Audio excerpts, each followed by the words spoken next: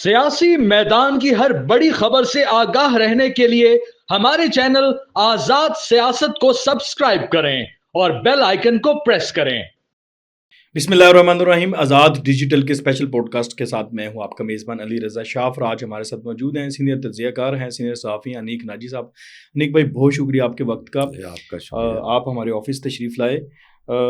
सबसे पहले मैं आपसे जो है वो सवाल यही करूंगा जिस वक्त मौजूद बहस है, क्योंकि फैज़ हमीद साहब का जो मामला आया वो सब इस वक्त एक हैजानी कैफियत में ये कैसे हो गया, क्यों हो गया, क्योंकि जिस तरह की सूरत हाल हम चंद साल पहले देखते थे ये वो नाकाबिल गिरफ्त थे और सब कुछ थे, लेकिन आप इस डेवलपमेंट को किस तरह से देखते हैं? देखिए, एक सिलसिला है इस्तेहकाम का जो हम देख रहे हैं कि ये सिलसिला यानी इंतखाबात से पहले एक कोशिश हो रही थी कि स्टेबिलिटी आ जाए, सियासी बेचैनी अबतरी पे एक काबू आ जाए, और उम्मीद की जा रही थी कि इलेक्शन जब हो जाएंगे तो इस्तेहकाम आ जाएगा। अनफॉर्चुनेटली ऐसा नहीं हो सका। उसके बाद हमने मुतअद्दिद एहतजाज भी देखे, हमने मुतअद्दिद तारीख साज वाक़यात होते हुए देखे। मिसाल के तौर पे DGISI ने आके खुद प्रेस कॉन्फ्रेंस कर दी। अब मिसाल के तौर पे हम एक कंसिस्टेंसी देख रहे हैं, रियासत और हुकूमत के दरमियान कोऑर्डिनेशन देख रहे हैं फेक न्यूज़ के ख़िलाफ़, लेकिन तमाम तर एफर्ट्स के बावजूद वो इस्तेहकाम आता दिखाई नहीं दिया। अब ये जो जनरल फैज़ की फ़र्द जुर्म गिरफ्तारी और फिर आने वाली मुतवक्को सज़ा के बारे में गुफ्तगू है, इससे जो चीज़ साबित होती है वो ये है कि जो इस वक्त मिलिट्री लीडरशिप है वो स्लोली बट श्योरली वो अपने टारगेट अचीव करने के लिए बढ़ रही है, कतई नज़र इसके कि उसके दाएं बाएं क्या कहा जा रहा है। तो वो कंसिस्टेंट होके बढ़ रहे हैं, लेकिन सवाल ये है कि वो इस्तेहकाम जिसकी हमें तलाश है, क्या जनरल फैज़ को सज़ा मिलने के बाद वो इस्तेहकाम आ जाएगा? क्या इमरान खान को मिसाल के तौर पे एक किसी जेल में तो वो पहले ही है, मज़ीद सज़ा दे दी जाए, फौजी अदालत में ले जाएं, मिसाल के तौर पे मिलिट्री ट्रायल हो जाए, मिसाल के तौर पे वहाँ से भी सज़ा हो जाए, क्या इस्तेहकाम आ जाएगा? क्वेश्चन जो है वो वहीं अटका हुआ है कि क्या स्टेबिलिटी आ जाएगी। अच्छा, स्टेबिलिटी क्यों नहीं आ रही? उसके लिए एक पॉलिटिकल वैक्यूम है, पॉलिटिकल लीडरशिप नहीं है। अगर वो पॉलिटिकल लीडरशिप हो जो कि लोगों को एक यानी रिप्लेस करे यानी उस फसाद के नैरेटिव को, तो फिर वो स्टेबिलिटी की तरफ हम बढ़ सकते हैं। लेकिन जब तक वो ओपन एंड ऑनेस्ट कन्वर्सेशन नहीं होगी, जब तक ओपन एंड ऑनेस्ट हम अपने आप को यानी इवैल्यूएट नहीं करेंगे कि प्रॉब्लम्स क्या हैं, वो इस्तेहकाम नहीं आ पाएगा। बिल्कुल ठीक है। अच्छा, आपने सियासी जो हालात हैं उसके संदर्भ के ही आगे जाके मैं डिस्कस करूँगी इमरान खान साहब का मामला और सारा वो जो इस वक्त किरदार है पाकिस्तान तहरीक इंसाफ का स्टेबिलिटी के हवाले से। लेकिन उससे पहले मैं ये जानना चाहता हूँ फैज़ हमीद साहब, चूँकि ये बहुत से हमारे माशरे में ऐसे, आपको पता है सियासतदानों की गर्दन बहुत पतली होती है, वो आराम से आ जाती है गिरफ्त में, जर्नलों को नहीं होती। चलो अब आए हैं तो एक अच्छी बात है, अच्छी रवायत है। लेकिन हम देखते हैं कि एक और जो तबका है जिनका तल्लुक, जो कि हमारी फ्रेटर्निटी है, जर्नलिज्म है, जर्नलिस्ट हैं, यूट्यूबर्स हैं, आज के दौर में एक टेक्निक नई टर्म है, वो गिरफ्त में नहीं। और हमने देखा कि फैज़ हमीद साहब ने 80% जो अपने काम हैं, जो नैरेटिव है और बहुत सी चीज़ें लोगों के खिलाफ खासतौर पर नफरत फैलाने में यूट्यूबर्स को, जर्नलिस्ट को, हमारी फ्रेटर्निटी को इस्तेमाल किया, और बाकायदा उसके एस्टेब्लिश्ड एविडेंसेस भी हैं। वो क्या आएंगे गिरफ्त में जो कि नाकाबिल गिरफ्त हैं? देखिए, पहली बात तो जहाँ तक पाकिस्तान के अंदर की है, बात वही है कि रूल ऑफ लॉ इसका वाहिद इलाज है, यानी फेक प्रोपेगेंडे का इलाज दुनिया भर में यही है और कुछ नहीं है। रूल ऑफ लॉ एस्टैब्लिश करने के लिए जो आप कहिए वो सिलेक्टिव नहीं होता, रूल ऑफ लॉ फिर सबके लिए होता है। अनफॉर्चुनेटली हमारे सामने मिसालें मौजूद हैं कि वो तमाम टेलीविज़न स्टेशंस जिन्होंने झूठे नैरेटिव को उठाया 5th जनरेशन वॉर के नाम पर, वो तमाम लोग जिन्होंने वो एक झूठा प्रोपेगेंडा किया खुद मुस्लिम लीग नून और पीपल्स पार्टी के खिलाफ, उन तमाम अखबारात जिनमें वो झूठ छपे, उनमें से किसी भी एक भी मीडिया हाउस की गिरफ्त नहीं हुई। उनमें से किसी एक भी यानी झूठे इल्ज़ाम लगाने वाले पर हमने कानून की हुक्मरानी कायम होते हुए नहीं देखी हुकूमत की जानिब से। चूंकि ये नहीं हो पाया, लिहाजा वो आप कहिए कि जो यकीन है, अगेन मैं दोबारा कहूँगा, वो यकीन अब ख़त्म होता चला जा रहा है। تو رول آف لا نہیں ہے، مطلب یہ کہ لوگ آزاد پھر رہے ہیں، جھوٹی خبر پھیلانے کی آج بھی اجازت ہے، جھوٹا پروپیگنڈا کرنے کی آج بھی اجازت ہے، اور سیڈلی کہ اس مسئلے کا کوئی ہم جامع حل نہیں ڈھونڈ پا رہے. میں آپ سے گزارش کر رہا ہوں کہ دنیا میں خطرناک ترین اس وقت جو اقوام کو خطرے ہیں، فیک نیوز ان میں سے ایک ہے، لیکن ہماری ایک منتخب پارلیمنٹ جو ہم رکھتے ہیں، ہم نے اس کا کوئی اس معاملے پہ پولیٹیکل پارٹیز میں across the board, across the spectrum کوئی لیجسلیشن، کوئی اس کا حل، وہ ہمیں یہ ڈھونڈتے ہوئے نظر نہیں آئے. بالکل ٹھیک ہے. فوکس ہو رہا ہے، فوکس بیسیکلی اپنے ہی سروائیول کی جنگ ہے. ٹھیک کہہ رہے ہیں آپ. اچھا اس وقت چونکہ فیض حمید صاحب کا ایک آخری سوال ہے اس سے ریلیٹڈ، چونکہ میں نے آپ کو دیکھا، آپ جیسے کئی لوگ تھے جو کہ ان کے دور میں عطاب کا شکار رہے، آپ کو بلکہ باہر رہنا پڑا، آپ پاکستان نہیں آ سکتے تھے، آپ لندن میں رہتے تھے، ان کی وجہ سے جو آپ کے ہٹ لسٹ پہ تھے، چونکہ عمران خان صاحب بھی تو انہی کے تھرو آپریٹ کرتے تھے، آپ کھل کر تنقید کرتے تھے. وہ کیسا دور تھا، اس کو آپ نے کس طرح سے گزارا بچوں کے لیے، اپنی فیملی کے لیے، اور اس وقت وہ جو شخص تھا جس کے ہاتھ میں وہ سب کچھ تھا، وہ آج احتساب جو اس کا ہو رہا ہے، وہ کیسا محسوس کر رہے ہیں آج آپ؟ ظاہر ہے جی کہ وہ ایک فرعونیت کا دور تھا جب صاف یہ بتا دیا جاتا تھا کہ آپ کو ایک یہ جھوٹا نیریٹو جو ہے اس کو سپورٹ کرنا ہے، اور اگر آپ نے نہ کیا تو آپ کے لیے، آپ پر نوکری کے دروازے بند ہیں، آپ کو کہیں روزگار کے قابل نہیں چھوڑا جائے گا، یا پھر آپ کوئی اور کام کر لیں. تو وہ ظاہر ہے کہ سارے راستے بند ہو گئے، تو میں چلا گیا. بہت سے لوگ اس زمانے میں گئے، لیکن میں آپ سے گزارش کروں کہ وہ شعور جو کسی ایک فرد کو تکلیف میں دیکھ کر خوشی کشید کرتا ہے، ایسا شعور شکر اللہ کا میں نہیں رکھتا. کسی ایک فرد کی ذاتی تکلیف سے یا اس سے مجھے کوئی یعنی انتقامی جذبہ تو اس میں ہونا نہیں چاہیے. اصولی اختلاف ہی تھا، اصولی اختلاف آج بھی ہے، پاکستان کے لیے تھا، آج بھی ہے. لیکن یہ سوال بہرحال رہیں گے کہ کیا جنرل فیض آئسولیشن میں کام کر رہا تھا؟ کیا وہ کسی خلا میں کام کر رہا تھا؟ اس کے کچھ ساتھی ہوں گے. اچھا پھر یہ کہ کیا وہ ایبسولوٹ انچارج تھا، یا اس وقت ایک چیف آف آرمی اسٹاف بھی ہوا کرتے تھے، ان کی کوئی کوآرڈینیشن تھی، کوئی نہیں تھی؟ تو یہ اصل میں ایک ٹیم ورک جو ہوتا ہے نا، کسی بھی پورا چین، وہ اس طرح سے اب دیکھنا یہ ہوگا کہ وہ چین بھی مطلب اسی طرح سے گرفت میں آتی ہے، یہ صرف ایک ہی فرد ہے. بالکل ٹھیک ہے.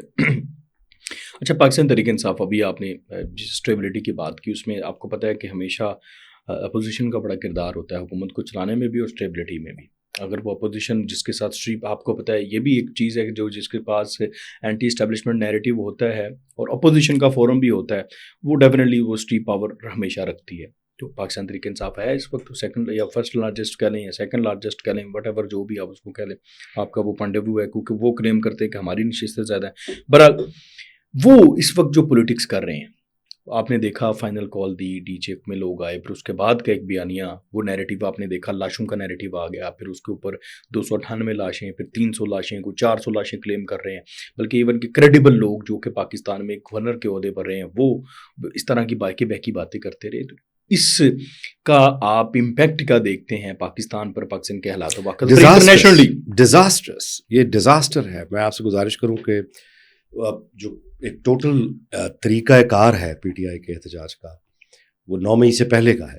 وہ پیٹرول بم سے شروع ہوتا ہے، وہ سرکاری یعنی افسروں کے نام اور ان کی فیملیز کے نام ریلیز کر دینا، ان کو دھمکیاں دینے تک، بہت اگریسو ان کا ایک سگنیچر ہے. اور یہ جو معاملہ ہے ان کا کال ہر مہینے بعد ایک کال ہر مہینے، اس کا مقصد یہ ہے کہ وہ ایک موضوع بحث رہیں اور حکومت کے اعصاب شل رہیں اور وہ آن دا ٹوز کھڑی رہے. انفارچونیٹلی ابھی تک وہ ایسا کرنے میں کامیاب ہے، اور ہمیں ساری حکومت ایک دفاعی انداز میں نظر آتی ہے، اپولوجیٹک نظر آتی ہے، گو کہ یہ بہت ٹھوس کام کر رہے ہیں، بہت اچھا کام کر رہے ہیں. لیکن یہ مہنگائی مثال کے طور پہ کم ہوئی، اور اسٹیبلٹی لانے کی جو بھی وہ کوشش کر رہے ہیں، یہ اس کو نہ تو لوگوں تک پہنچا سکے نہ بتا سکے. اور یہ جو ہے، میں آپ سے گزارش کروں کہ یہ ہمیں اس سوال کا جواب آخر کار تلاش کرنا ہے. اور میں آپ سے اس پاپولر نیریٹو کا جو بھی پارٹی یا جو بھی فرد یا جو بھی گروہ جواب دے گا، مستقبل کی سیاست اس کی ہوگی. اچھا سب سے بڑی بات یہ ہے ریاست کے لیے بھی، اور جو یہ پارٹی کر رہی ہے ان کے مقابلے میں جو پارٹی ہے ڈیفینیٹلی وہ مسلم لیگ نون ہے. اس وقت وہ حکومت میں ہے، سارے ریسورسز وسائل سب کچھ ان کے پاس ہیں. سب سے بڑی بات ہوئی کہ کاؤنٹر نیریٹو، وہ کدھر ہے؟ خاص طور پر سوشل میڈیا کا فیک نیوز کو فیک نیوز بسٹر، یہ وہ ساری چیزیں وہ کدھر ہیں؟ مطلب وہ ان کو آپ کہاں پہ دیکھیے، ہمیں نہیں بھولنا چاہیے کہ اس وقت جس پارٹی کی پنجاب میں اور مرکز میں حکومت ہے، وہ پارٹی جس نواز شریف کے نام پر غائب ہے، وہ نواز شریف خود لوگوں کی نظروں سے غائب ہے. سوری، قائم کہنا چاہیے تھا، میں دوبارہ سے بول دیتا ہوں. دیکھیے، جو پارٹی اس وقت وفاق اور پنجاب میں حکومت کر رہی ہے، اس پارٹی کے جو مرکزی قائد یعنی کہ نواز شریف، جن کے نام پر وہ سارا ووٹ بینک اور پارٹی قائم ہے، جن کے نام پر یہ 2 حکومتیں قائم ہیں، وہ لیڈر خود ایک طرح سے گمشدہ ہیں. وہ کسی کو اویلیبل نہیں ہے. ان کے قریب ترین ساتھی بھی یہ شکوہ آپ ہی کے پلیٹ فارم پہ، شاید نہیں کسی اور پلیٹ فارم پہ وہ کر رہے تھے، خرم دستگیر صاحب، کہ 1 سال سے ان کو نواز شریف ملاقات کے لیے وقت نہیں دے رہے. وہ کسی کو انٹرویو کے لیے دستیاب نہیں ہے. مریم نواز صاحبہ خود کسی کو انٹرویو کے لیے دستیاب نہیں ہے. ان کی اپنی سوشل میڈیا ٹیمز ان کے نزدیک ویسٹ آف ٹائم ہے شاید. تو جس پارٹی کی لیڈرشپ ہی میڈیا سے بات کرنے پر آمادہ نہ ہو، وہ اپنی پارٹی کے لوگوں سے ملنے پر آمادہ نہ ہو، وہ اپنے ووٹر سے بات کرنے پر آمادہ نہ ہو، وہ پوری کی پوری پاکستان کی یوتھ کو ڈسمس کر کے بیٹھی ہوئی ہے لیڈرشپ. وہ یوتھ کو اس قابل نہیں سمجھتی کہ وہ ان سے بات کرے. ایک ایروگنس ہے. تو یہ ہے مسئلہ کہ جب تک لیڈرشپ کا رویہ یہ رہے گا کہ وہ لوگوں سے نفرت کریں گے، لوگوں سے دور رہیں گے، اور پی آر کو یا مکالمے کو یا بیانیے کو وقت کا ضیاع سمجھیں گے، تو جب لیڈرشپ یہ کرے گی تو ظاہر ہے باقی پارٹی بھی یہی کرے گی. اب اس کا نتیجہ یہ ہے کہ آپ نے دیکھا کہ سوشل میڈیا پہ پنجاب حکومت تمام وسائل رکھنے کے باوجود ان عہدوں پہ جن لوگوں کو لگا رکھا ہے، ذاتی نوکروں کو لگا رکھا ہے، ذاتی ملازموں کو لگا رکھا ہے، اور ان کی اب آپ دیکھ لیجیے، ان کی منسٹر انفارمیشن کی آپ چوائس دیکھ لیجیے کیا ہے، ان کی آپ میڈیا ٹیم ساری کی ساری دیکھ لیجیے، ان کی سوشل میڈیا ٹیم پہ جو ان کی چوائس ہے. اچھا، پھر یہ ہے کہ وہ جو انتخاب ہوتا ہے، ٹیم لیڈر کا جو انتخاب ہوتا ہے، وہ اپنی شعوری سطح کے مطابق کرتا ہے، اپنی ترجیحات کے مطابق کرتا ہے. اور پیپلز پارٹی میں بھی یہی معاملہ ہے. آصف علی زرداری سے لے کے آپ بلاول بھٹو تک آ جائیے، آپ کو وہ لیڈرشپ نہ لوگوں سے مکالمہ کرتی دکھائی دے گی، نہ سوشل میڈیا پہ کہیں دکھائی دے گی، نہ ہی وہ کوئی یوتھ کے ساتھ کنیکٹ کرتی دکھائی دے گی. تو یہ اس کا نتیجہ یہ ہے، میں آپ سے گزارش کر دیتا ہوں. یہ اکانومسٹ نے بڑی خوبصورت سٹوری برطانیہ کے پس منظر میں بالکل یہی لکھی تھی، اور وہ آپ پاکستان پہ اپلائی کر سکتے ہیں، پیپلز پارٹی اور نون لیگ دونوں کی لیڈرشپ پہ، کہ یہ ریت میں ایک طرح کے سر دے کے بیٹھے ہیں کہ وقت اس کا علاج خود بخود کر دے گا. تو اس کے لیے اکانومسٹ کی یہ ایک لائن جو وارننگ ہے ان دونوں پارٹی کی جماعت کے لیے، وہ اپنی برطانیہ کے لیے بھی ہے، یہاں کے لیے بھی اتنا ہی سچ ہے. وہ یہ ہے کہ forgetting problems is the quickest way to die. So they are going to be died. ہاں جی، اگر یہ اس کو بھول کے سوشل میڈیا کو بیٹھے رہے تو they are sleep walking towards the end. بالکل ٹھیک ہے. اچھا جی، آخری سوال ہے میرا، کیونکہ سارا تو سینیریو آپ نے بتا دیا ہے، اس وقت کون کس کی ترجیحات کیا ہیں اور ریاست کدھر ہے، وہ سب کچھ آپ نے بتا دیا. اب سوال اسی سے لنک ہے میرا. امریکہ میں الیکشن ہوئے، آپ کو پتہ ہے، اور امریکن جو ڈونلڈ ٹرمپ صاحب ہیں وہ اپنی ٹیم بھی سلیکٹ کر رہے ہیں. جنوری تک انہوں نے پوری ٹیم اپنی جو ہے وہ لے کر آنی ہے. 2 بڑی تعیناتیاں ہوئی ہیں چونکہ پاکستان خطے کے ساتھ لنک ہے، چونکہ ہمارا معاملہ انڈیا کے ساتھ چلتا ہے، دونوں انڈینز ہیں. وہ میں چاہتا ہوں کہ وہ آپ بتائیں وہ تعیناتیاں کیا ہیں اور ان کے کلیمز کیا رہے ہیں اس وقت، کیا کلیمز، اور ہمارے جو دفتر خارجہ ہے اس کا کیا کردار ہے.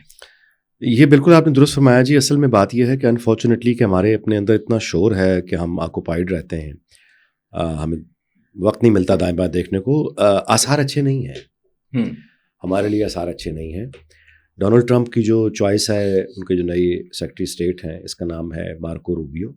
یہ فلوریڈا سے سینیٹر تھے، اور انہوں نے سینٹ میں ایک قرارداد پیش کی تھی، ایک بل پیش کیا تھا جس کو یہ چاہتے تھے کہ وہ قانون بن جائے.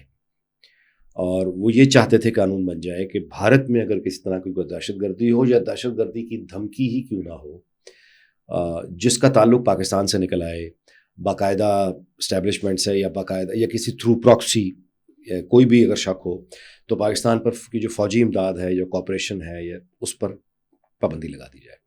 انہوں نے اسی قرارداد میں چین کو بھی بہت لتاڑا، اور انڈیا کے انہوں نے کہا کہ ہمیں ساتھ کھڑے ہو کے چین کے ساتھ ہر طرح سے لڑنا ہے. پاکستان ظاہر ہے کہ چین کا بہت قریبی دوست ہے. تو چین اور پاکستان کو بریکٹ کر کے انہوں نے بہت یعنی ان کی انتہا پسندانہ خواہشات ہیں منفی انداز میں. وہ شخصیت اب بننے جا رہی ہے ان کا وزیر خارجہ. اگر ان کا آپ ایکس کا اکاؤنٹ دیکھیں جو فارمر ٹویٹر ہے تو انہوں نے جو اپنا انٹروڈکشن لکھا ہوا ہے مارکو روبیو نے, وہ اپنے سینٹ یا اپنے نام سے پہلے جو پہلا لفظ ہے وہ ہے کرسچن. یعنی انہوں نے اپنا جو تعارف لکھا ہے اس کی بگننگ انہوں نے کیا کہ سب سے پہلے وہ کرسچن ہے, اس کے بعد کچھ اور ہے. تو یہ ان کا یعنی اچھا. دوسرا جو ہے وہ ہے ان کی جو ڈائریکٹر ہیں نیشنل انٹیلیجنس جو اپائنٹمنٹ ہے وہ ہے تلسی گاربرٹ. اور یہ جو ہے یہ پہلی ہندو خاتون ہیں جو کانگریس وومن منتخب ہوئیں. ان کے اگر آپ ایکس اکاؤنٹ پہ جا کے دیکھیے تو وہاں پہ آپ کو ایک ویڈیو ان کی اپنی مل جائے گی جس میں یہ بہت اکیوز کر رہی ہیں. ایک تو 71 کی بات لے کر کہ ایسٹ پاکستان میں پاکستانیوں نے بڑا ہندوؤں کے خلاف بہت یعنی ایکشن کیا, اور پھر یہ کہ ریمیننگ جو موجودہ پاکستان ہے اس میں بھی اقلیتوں کے ساتھ پاکستان میں بہت برا سلوک ہوتا ہے, اور اس کو وہ ایڈوکیٹ کر رہی ہیں. اب یہ ان کی جو ڈائریکٹر ہیں ان کی آپ کا انٹیلیجنس نیٹ ورک کی CIA ان کے نیچے ہوگی, FBI نیشنل سیکورٹی ایجنسی, ان کی سارا انٹیلیجنس نیٹ ورک کو یہ ہیڈ کر رہی ہیں. تو یہ دونوں اپوائنٹمنٹس جو امریکہ میں ہوئی ہیں یہ پاکستان ہمیں چاہیے کہ ہم خاص توجہ رکھیں, اور یہ بھی ہمیں چاہیے کہ میں آپ کی توجہ گزارش کر دیتا ہوں کہ یہ جو نئے سیکرٹری خارجہ ہیں وزیر خارجہ جنہوں نے یہ قرارداد, میں نے آپ سے گزارش کی تھی نا کہ اس میں لکھا ہے کہ اگر دھمکی بھی آئے بھارت کو تو پاکستان پہ پابندیاں. ابھی وہاں پہ ایک YouTube کا پلیٹ فارم ہے جس کا نام ہے دا پرنٹ, اس پہ ایک صحافی نے ایک سٹوری دی ہے کہ بھاولپور میں مولانا مسعود اظہر نے ہزاروں لوگوں کے ایک اجتماع سے خطاب کیا ہے اور بھارت کو دھمکیاں دی ہیں اور مودی کو کچھ برا بھلا کا گالیاں دی ہیں پرسنل ہو کے. پہلے تو خیر ایک خبر یہ یوں سمجھیے کہ اتنی قابل غور نہیں تھی کیونکہ اس طرح کی خبریں آن لائن ملتی رہتی ہیں, لیکن اس پہ 2 یا 3 دن پہلے جی بھارتی وزارت خارجہ نے رد عمل دے دیا, ٹیک اپ کر لیا اس کو, یہ رد عمل دے دیا انہوں نے اس کے اوپر جو ان کے روایتی الزامات ہیں پاکستان پہ وہ انہوں نے لگائے, اور دوہرے پن کا منافقت کا ایک الزام لگایا, اور اس کے بعد یہ کہا کہ بلاول بھٹو سے ہم نے جب پوچھا تھا آخری دفعہ مسعود اظہر کے بارے میں تو ان کا جواب یہ تھا کہ یہ تو افغانستان بھاگ چکا ہے, جبکہ ہم خبریں بتا رہی ہیں کہ وہ تو بھاولپور میں ہے اور دھمکیاں دے رہا ہے. تو اب اس خبر کو اور پھر اس رد عمل کو آپ اس قرارداد سے جوڑ کے دیکھیے جو کہ نئے آنے والے امریکی وزیر خارجہ نے آلریڈی سینٹ میں دی تھی, تو یہ بہت پیچیدہ تصویر بن رہی ہے. میں یہ سمجھتا ہوں کہ اس وقت ہمیں فوکس ہمارا جتنا آپس میں لڑائی اس پہ ہونا چاہیے ہے, ہمیں اکٹھا ہو کے پہلے یہ دیکھنا چاہیے کہ 20 جنوری کے ہمارے لیے خطرہ کون سی آندھیاں ہیں جو طوفان ہماری طرف رخ کر رہے ہیں, یہ کیا پلاننگز ہو رہی ہیں, یہ آسمانوں میں کیا مشورے ہو رہے ہیں. افغانستان میں جو ایک بہت اہم ہم نے جو حقانی نیٹ ورک کے کمانڈر کو ہلاک ہوتے ہوئے دیکھا, ان کی نماز جنازہ میں مطلب بتایا جاتا ہے کہ خود طالبان حکومت کی اہم ترین شخصیات شامل نہیں ہوئیں. اور یہ کیا ہو رہا ہے, ہمیں اس طرف بہت دیکھنے کی ضرورت ہے. انفارچونیٹلی ہماری ساری توجہ اپنے داخلی معاملات پہ اور اندرونی لڑائیوں پر ہے. بالکل ٹھیک ہے بندنگ ناجی صاحب, بہت شکریہ آپ کے قیمتی وقت کا. ناظرین آپ نے ناجی صاحب کی باتوں کو سنا, آپ کی کوئی رائے ہو کوئی اختلاف ہو آپ تہذیب کے ساتھ ضرور کمنٹ باکس میں کیجیے گا. انشاءاللہ اگلی نشست میں ہم ناجی صاحب سے وہ آپ کے جو سوالات ہیں اور رائے ہیں ان کے سامنے رکھیں گے اور اس کے اوپر ان کا جو ہے رد عمل بھی لینے کی کوشش کریں گے. تب تک کے لیے مجھے اجازت دیجیے, اللہ حافظ.